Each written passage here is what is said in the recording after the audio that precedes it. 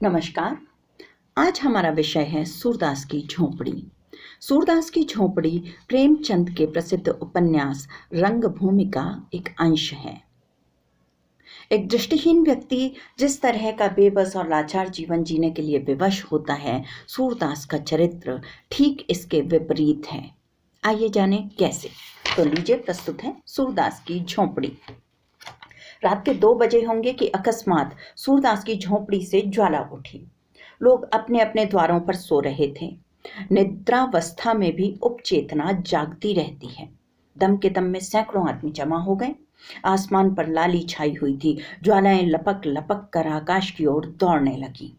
कभी उनका आकार किसी मंदिर के स्वर्ण कलश का सा हो जाता था, कभी वे वायु के झोंकों से यूं कंपित होने लगती मानो जल में चांद का प्रतिबिंब हो। आग बुझाने का प्रयत्न किया जा रहा था, पर झोंपड़े की आग ईर्ष्या की आग की भांति कभी नहीं बुझती। कोई पानी ला रहा था, कोई यूं ही शोर मचा रहा था, किंतु अधिकांश लोग चुपचाप खड़े नैराश्यपूर्ण दृष्टि से अग्निदाह को देख रहे थे, मानो किसी मित्र की चिताग्नि हो। सहसा सूरदास दौड़ा हुआ आया और चुपचाप ज्वाला के प्रकाश में खड़ा हो गया। बजरंगी ने पूछा, यह कैसे लगी सूरे? चूल्हे में तो आग नहीं छोड़ दी थी। सूरदास, झोंपड़े में जाने का कोई रास्ता ही नहीं है। बजरंगी, अब तो अंदर बाहर सब एक हो गया, दीवारें जल रही हैं। सूरदास, किसी तरह नहीं जा सकता। बजरंगी, कैसे जाओगे? देखते नहीं हो यहां तक लपटें आ रही हैं। जगधर, सूरे, क्या आज चूल्हा ठंडा नहीं किया था? नायक राम, चूल्हा ठंडा किया होता तो दुश्मनों का कलेजा कैसे ठंडा होता? जगधर, पंडा जी, मेरा लड़का काम ना आए, अगर मुझे कुछ भी मालूम हो तो मुझ पर नाहक शोभा करते हो।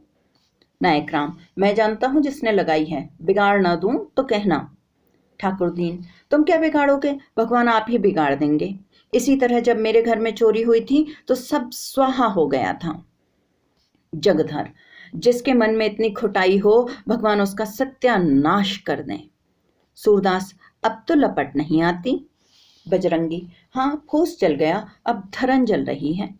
सूरदास, अब तो अंदर जा सकता हूँ। नायक राम, अंदर तो जा सकते हो पर बाहर नहीं निकल सकते। अब चलो आराम से सो रहो, जो होना था सो हो गया, पछताने से क्या होगा। सूरदास, हाँ, सो रहूंगा, जल्दी क्या है। थोड़ी ही देर में रही सही आग भी बुझ गई। कुशल यह हुई कि और किसी के घर में आग न लगी। सब लोग इस दुर्घटना पर आलोचनाएं करते हुए विदा हुए। सन्नाटा छा गया, किंतु सूरदास अब भी वहीं बैठा हुआ था। उसे झोंपड़े के जल जाने का दुख न था, बर्तन आदि के जल जाने का भी दुख न था। दुख था उस पोटली का, जो उसकी उम्र भर की कमाई थी, जो उसके जीवन की सारी आशाओं का आधार थी, जो उसकी सारी यातनाओं और रचनाओं का निष्कर्ष थी। इस छोटी सी पोटली में उसका, उसके पितरों का और उसके नाम लेवा का उद्धार संचित था। यही उसके लोक और परलोक, उसकी दीन दुनिया का आशा दीपक थी। उसने सोचा, पोटली के साथ रुपए थोड़े ही जल गए होंगे। अगर रुपए पिघल भी गए होंगे तो चांदी कहाँ जाएगी? क्या जानता था कि आज यह विपत्ति आने वाली है, नहीं तो यही न सोता। पहले तो कोई झोंपड़ी के पास आता ही ना, और अगर आग लगाता भी तो पोटली को पहले ही निकाल लेता। सच तो यूं है कि मुझे यहाँ रुपए रखने ही न चाहिए थे, पर रखता कहाँ? मोहल्ले में ऐसा कौन है जिसे रखने को देता? हाय, पूरे 500 रुपए थे। कुछ पैसे ऊपर हो गए थे। क्या इसी दिन के लिए पैसे पैसे बटोर रहा था? खा लिया होता तो कुछ तस्कीन होती। क्या सोचता था और क्या हो गया। गया जाकर पितरों को पिंडा देने का इरादा किया था। अब उनसे कैसे गला छूटेगा। सोचता था कहीं मिठुआ की सगाई ठहर जाए तो कर डालूं, बहू घर में आ जाए तो एक रोटी खाने को मिले। अपने हाथों ठोंक ठोंक कर खाते एक जुग बीत गया। बड़ी भूल हुई। चाहिए था कि जैसे जैसे हाथ में रुपए आते एक एक काम पूरा करता जाता। बहुत पांव फैलाने का यही फल है। उस समय तक राख ठंडी हो चुकी थी। सूरदास अटकल से द्वार की ओर झोंपड़े में घुसा, पर 2-3 पग के बाद एकाएक पांव भूबल में पड़ गया। ऊपर राख थी लेकिन नीचे आग। तुरंत पांव खींच लिया और अपनी लकड़ी से राख को उलटने पलटने लगा। जिससे नीचे की आग भी जल्द राख हो जाए। आध घंटे में उसने सारी राख नीचे ऊपर कर दी और तब फिर डरते डरते राख में पैर रखा। राख गर्म थी पर असह्य नहीं। उसने उसी जगह की सीध में राख को टटोलना शुरू किया जहां छप्पर में पोटली रखी थी। उसका दिल धड़क रहा था। उसे विश्वास था कि रुपए मिले ना मिले पर चांदी तो कहीं नहीं गई। सहसा वह उछल पड़ा। कोई भारी चीज हाथ लगी। उठा लिया, पर टटोल कर देखा तो मालूम हुआ ईंट का टुकड़ा है। फिर टटोलने लगा, जैसे कोई आदमी पानी में मछलियां टटोले। कोई चीज हाथ ना लगी। तब तो उसने नैराश्य की उतावली और अधीरता के साथ सारी राख छान डाली। एक एक मुट्ठी राख हाथ में लेकर देखी। लोटा मिला, तवा मिला, पर पोटली न मिली। उसका वह पैर जो अब तक सीढ़ी पर था फिसल गया और वह अथाह गहराई में जा पड़ा। उसके मुंह से सहसा एक चीख निकल आई। वह वहीं राख पर बैठ गया और बिलख बिलख कर रोने लगा। यह फूस की राख न थी, उसकी अभिलाषाओं की राख थी। अपनी बेबसी का इतना दुख उसे कभी न हुआ था। तड़का हो गया। सूरदास अब राख के ढेर को बटोर कर एक जगह कर रहा है। आशा से ज्यादा दीर्घजीवी और कोई वस्तु नहीं होती। उसी समय जगधर आकर बोला, सूर्य सच कहना, तुम्हें मुझ पर सुभा तो नहीं है? सूर्य को सुभा तो था, पर उसने इसे छिपा कर कहा, तुम्हारे ऊपर क्यों सुभा करूंगा? तुमसे मेरी कौन सी अदावत थी? जगधर, मोहल्ले वाले तुम्हें भड़काएंगे, पर मैं भगवान से कहता हूं, मैं इस बारे में कुछ नहीं जानता। सूरदास, अब तो जो कुछ होना था हो चुका। कौन जाने किसी ने लगा दी या किसी की चिलम से उड़कर लग गई। यह भी तो हो सकता है कि चूल्हे में आग रह गई हो। बिना जाने बूझे किस पर सुबह करूं? जगधर, इसी से तुम्हें चिता दिया कि कहीं सुबह में मैं भी ना मारा जाऊं। सूरदास, तुम्हारी तरफ से मेरा दिल साफ है। जगधर को भैरों की बातों से अब यह विश्वास हो गया था कि यह उसी की शरारत है। उसने सूरदास को रुलाने की बात कही थी। उस धमकी को इस तरह पूरा किया। वह वहां से सीधा भैरों के पास गया। वह चुपचाप बैठा नारियल का हुक्का पी रहा था, पर मुख से चिंता और घबराहट झलक रही थी। जगधर को देखते ही बोला, कुछ सुना? लोग क्या बातचीत कर रहे हैं? जगधर, सब लोग तुम्हारे ऊपर सुबह करते हैं।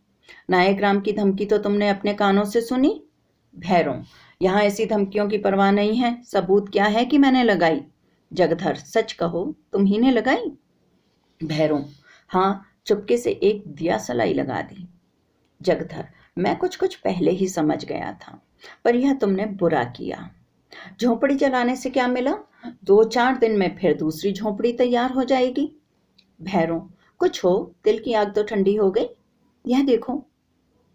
यह कहकर उसने एक थैली दिखाई जिसका रंग धुएं से काला हो गया था। जगधर ने उत्सुक होकर पूछा, इसमें क्या है? अरे, इसमें तो रुपए भरे हुए हैं। भैरों, यह सुभागी को बहका कर ले जाने का जरिमाना है।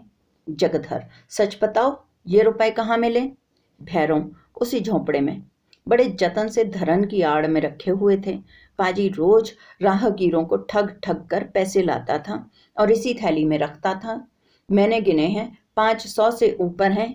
न जाने कैसे इतने रुपए जमा हो गए। बच्चों को इन्हीं रुपयों की गर्मी थी। अब गर्मी निकल गई। अब देखो किस बल पर उछलते हैं। बिरादरी को भोज भात देने का सामान हो गया, नहीं तो इस बखत रुपए कहाँ मिलते। आजकल तो देखते ही हो, बल्ला मटेरों के मारे बिक्री कितनी मंदी है। जगधर, मेरी तो सलाह है कि रुपयों से लौटा दो। बड़ी मशक्कत की कमाई है, हजम न होगी। जगधर दिल का खोटा आदमी नहीं था, पर इस समय उसने यह सलाह उसे नेक नियति से नहीं, हसद से दी थी। उसे यह असह्य था कि भैरों के हाथ इतने रुपए लग जाएं। भैरों आधे रुपए उसे दे देता तो शायद उसे तस्कीन हो जाती, पर भैरों से यह आशा न की जा सकती थी। बेपरवाही से बोला, मुझे अच्छी तरह हजम हो जाएगी। हाथ में आए हुए रुपए नहीं लौटा सकता। उसने तो भीख मांगकर ही जमा किए हैं, गेहूं तो नहीं तोला था। जगधर, पुलिस सब खा जाएगी। भैरों, सूर्य पुलिस में नहीं जाएगा, क्रोध होकर चुप हो जाएगा। जगधर, गरीब की हाय बड़ी जानलेवा होती है। भैरव, वह गरीब है, अंधा होने से ही गरीब हो गया। जो आदमी दूसरों की औरतों पर डोरे डाले, जिसके पास सैकड़ों रुपए जमा हो, जो दूसरों को रुपए उधार देता हो, वह गरीब है। गरीब जो कहो तो हम तुम हैं, घर में ढूंढाओ, एक पूरा रुपया ना निकलेगा। ऐसे पापियों को गरीब नहीं कहते। अब भी मेरे दिल का कांटा नहीं निकला, जब तक उसे रोते न देखूं यह कांटा नहीं निकलेगा। जिसने मेरी आबरू बिगाड़ दी, उसके साथ जो चाहे करूं, मुझे पाप नहीं लग सकता। जगधर का मन आज खोंचा लेकर गलियों का चक्कर लगाने में न लगा। छाती पर सांप लौट रहा था। इसे दम के दम में इतने रुपए मिल गए, अब मौज उड़ाएगा। तकदीर इस तरह खुलती है। यहाँ कभी पड़ा हुआ पैसा न मिला। पाप पुण्य की कोई बात नहीं, मैं ही कौन दिन भर पुण्य किया करता हूँ। दमड़ी छदाम कौड़ियों के लिए टैनी मारता हूँ, बाट खोटे रखता हूँ, तेल की मिठाई को घी की कह के बेचता हूँ। ईमान गंवाने पर भी कुछ नहीं लगता। जानता हूँ यह बुरा काम है, पर बाल बच्चों को पालना भी तो जरूरी है। इसने ईमान खोया तो कुछ लेकर खोया, गुनाह बेलज्जत नहीं रहा। अब 2-3 दुकानों का और ठेका ले लेगा। ऐसा ही कोई माल मेरे हाथ भी पड़ जाता तो जिंदगानी सुफल हो जाती। जगधर के मन में ईर्ष्या का अंकुर जमा और वह भैरों के घर से लौटा तो देखा कि सूरदास राख को बटोरकर उसे आटे की भांति गूंथ रहा है। सारा शरीर भस्म से ढका है और पसीने की धारें निकल रही हैं। बोला, सूरे क्या ढूंढते हो? सूरदास, कुछ नहीं, यहाँ रखा ही क्या था, यही लोटा तवा देख रहा था। जगधर, और वह थैली किसकी है जो भैरों के पास है? सूरदास चौंका। क्या इसीलिए भैरव आया था? जरूर यही बात है। घर में आग लगाने से पहले रुपए निकाल लिए होंगे। लेकिन अंधे भिखारी के लिए दरिद्रता इतनी लज्जा की बात नहीं है जितना कि धन। सूरदास जगधर से अपनी आर्थिक हानि को गुप्त रखना चाहता था। वह गया जाकर पिंडदान करना चाहता था, मिठुआ का ब्याह करना चाहता था, कुआं बनवाना चाहता था, किंतु इस ढंग से कि लोगों को आश्चर्य हो कि इसके पास पैसे कहां से आए। लोग यही समझें कि भगवान दीन जनों की सहायता करते हैं। भिखारियों के लिए धन संचय पाप संचय से कम अपमान की बात नहीं है। बोला, मेरे पास थैली वैली कहाँ होगी, किसी की थैली होती तो भीख मांगता। जगधर, मुझसे उड़ते हो? भैरों मुझसे स्वयं कह रहा था कि झोंपड़े में धरन के ऊपर यह थैली मिली, 500 रुपए से कुछ बेसी हैं। सूरदास, वह तुमसे हंसी करता होगा। 5.5 रुपए तो कभी जुड़े नहीं, 550 कहाँ से आते? इतने में सुभागी वहां आ पहुंची। रात भर मंदिर के पिछवाड़े अमरूद के बाग में छिपी बैठी थी। वह जानती थी आग भैरों ने लगाई है। भैरों ने उस पर जो कलंक लगाया था उसकी उसे विशेष चिंता न थी, क्योंकि वह जानती थी किसी को इस पर विश्वास न आएगा। लेकिन मेरे कारण सूरदास का यूं सर्वनाश हो जाएगा, इसका उसे बड़ा दुख था। वह इस समय उसको तस्कीन देने आई थी। जगधर को वहां खड़े देखा तो झिझकी। भय हुआ कहीं यह मुझे पकड़ न ले। जगधर को वह भैरों ही का दूसरा अवतार समझती थी। उसने प्रण कर लिया कि अब भैरों के घर नहीं जाऊंगी, अलग रहूंगी और मेहनत मजूरी करके जीवन का निर्वाह करूंगी। यहाँ कौन लड़के रो रहे हैं? एक मेरा ही पेट उसे भारी है ना, अब अकेले ठोंके और खाए और बुढ़िया के चरण धो धो के पिए। मुझसे तो यह नहीं हो सकता। इतने दिन हुए इसने कभी अपने मन से धेले का सेंदूर भी न लेकर दिया होगा, और मैं क्यों उसे उसके लिए मरूं? वह पीछे लौटना ही चाहती थी कि जगधर ने पुकारा, सुभागी कहाँ जाती है? देखिए अपने खसम की करतूत। बेचारे सूरदास को कहीं का न रखा। सुभागी ने समझा मुझे झांसा दे रहा है, मेरे पेट की थाह लेने के लिए यह जाल फेंका है। व्यंग्य से बोली, उसके गुरु तो तुम ही हो, तुम ही ने मंत्र दिया होगा। जगधर, हाँ यही मेरा काम है, चोरी डाका ना सिखाऊं तो रोटियां क्यों कर चले। जब तक समझता था भला आदमी है, साथ बैठता था, हंसता बोलता था, लेकिन आज से कभी उसके पास बैठते देखा तो कान पकड़ लेना। जो आदमी दूसरों के घर में आग लगाए, गरीबों के रुपए चुरा कर ले जाए, वह अगर मेरा बेटा भी हो तो उसकी सूरत न देखूं। सूरदास ने न जाने कितने जतन से 500 रुपए बटोरे थे, वह सब उड़ा ले गया। कहता हूं लौटा दो तो लड़ने पर तैयार होता है। सूरदास, फिर वही रट लगाए जाते हो। कह दिया कि मेरे पास रुपए नहीं थे, कहीं और से मार लाया होगा। मेरे पास 500 रुपए होते तो चैन की बंसी ना बजाता, दूसरों के सामने हाथ क्यों पसारता। जगधर, सूर्य, अगर तुम भरी गंगा में कहो कि मेरे रुपए नहीं हैं तो मैं न मानूंगा। मैंने अपनी आंखों से वह थैली देखी है। भैरों ने अपने मुंह से कहा कि यह थैली झोपड़े में धरन के ऊपर रखी मिली। तुम्हारी बात कैसे मान लूं। सुभागी, तुमने थैली देखी है। जगधर, हाँ देखी नहीं तो क्या झूठ बोल रहा हूँ। सुभागी, सूरदास सच सच बता दो, रुपए तुम्हारे हैं। सूरदास, पागल हो गई है क्या, इनकी बातों में आ जाती है। भला मेरे पास रुपए कहाँ से आते। जगधर, इनसे पूछ, रुपए न थे तो इस घड़ी राख बटोर कर क्या ढूंढ रहे थे। सुभागी ने सूरदास के चेहरे की तरफ अन्वेषण की दृष्टि से देखा। उसकी उस बीमार की सी दशा थी जो अपने प्रियजनों की तस्कीन के लिए अपनी असह्य वेदना को छिपाने का असफल प्रयत्न करता है। जगधर के निकट आकर बोली, रुपए जरूर थे, इसका चेहरा कहे देता है। जगधर, मैंने थैली अपने आंखों से देखी है। सुभागी, अब चाहे वह मुझे मारे या निकाले, रहूंगी उसी के घर। कहाँ कहाँ थैली को छिपाएगा, कभी तो मेरे हाथ लगेगी। मेरे ही कारण इस पर विपत पड़ी है, मैंने ही उजाड़ा है, मैं ही बसाऊंगी। जब तक इसके रुपए न दिला दूंगी मुझे चैन न आएगी। यह कहकर वह सूरदास से बोली, तो अब रहोगे कहाँ। सूरदास ने यह बात न सुनी। वह सोच रहा था, रुपए मैंने ही तो कमाए थे, क्या फिर नहीं कमा सकता। यही न होगा जो काम इस साल होता वह कुछ दिनों के बाद होगा। मेरे रुपए थे ही नहीं, शायद उस जन्म में मैंने भैरों के रुपए चुराए होंगे। यह उसी का दंड मिला है। मगर बेचारी सुभागी का अब क्या हाल होगा। भैरों से अपने घर में कभी न रखेगा, बेचारी कहाँ मारी मारी फिरेगी। यह कलंक भी मेरे सिर लगना था, कहीं का न हुआ। धन गया, घर गया, आबरू गई, जमीन बच रही है, यह भी न जाने जाएगी या बचेगी। अंधापन ही क्या थोड़ी विपत थी कि नित ही एक न एक चपत पड़ती रहती है, जिसके जी में आता है चार खरी खोटी सुना देता है। इन दुखजनक विचारों से मर्माहत सा होकर वह रोने लगा। सुभागी जगधर के साथ भैरों के घर की ओर चली जा रही थी और यहाँ सूरदास अकेला बैठा हुआ रो रहा था। सहसा वह चौंक पड़ा। किसी ओर से आवाज आई, तुम खेल में रोते हो। मिठुआ घीसू के घर से रोता हुआ चला आ रहा था। शायद घीसू ने मारा था। इस पर घीसू उसे चिढ़ा रहा था। खेल में रोते हो।